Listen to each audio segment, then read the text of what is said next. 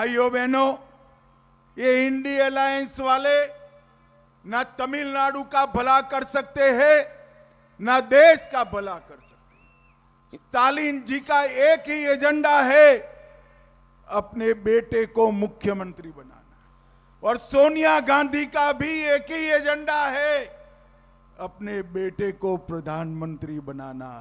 मगर मैं दोनों को कहना चाहता हूं, ना राहुल गांधी प्रधानमंत्री बन सकते हैं ना उदयनिधि मुख्यमंत्री बन सकते हैं। दोनों जगह एनडीए का विजय निश्चित है, मोदी जी का विजय निश्चित है।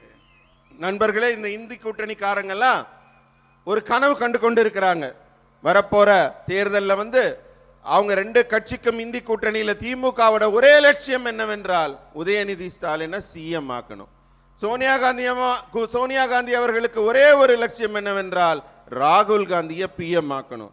ஆனா நான் சொல்லிக் கொள்கிறேன், ஒரு நாளும் உதயநிதி சிஎம் ஆகப்போவதில்லை, முதல்வராக வர முடியாது. ராகுல் காந்தி அதே போல பிரதமராக வர முடியாது. அந்த இடத்திலெல்லாம் என்டிஏ கூட்டணி மிக பெரிய வெற்றியை குவித்து ஆட்சி அமைக்கும் என்று உறுதி கூறுகிறேன். अभी अभी मोदी जी ने लाल किले से जीएसटी के सुधार की बात की है। मोदी जी के जीएसटी सुधार आने के बाद आम आदमी के उपयोग की काफी चीजों में भयंकर टैक्स कम होने वाला है. தற்போது நம்ம பாரத பிரதமர் மோடி அவர்கள் சமீபத்தில் தில்லி செங்கோட்டையிலிருந்து உரை நிகழ்த்தினார். அப்ப ஜிஎஸ்டி எப்படி எல்லாம் சீரமைக்க போறோம்னாங்க. அந்த கூட்டமும் இப்ப நடந்தது.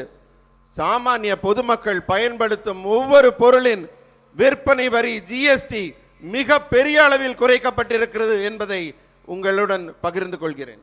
ட்ரெண்ட ஃப்ரெண்ட் ஆக்கிக்கோங்க. தந்தி டிவியின் சப்ஸ்கிரைபர்ஸ் அண்ட் ஃபாலோவர்ஸ் குடும்பத்துல நீங்களும் இணையுங்க.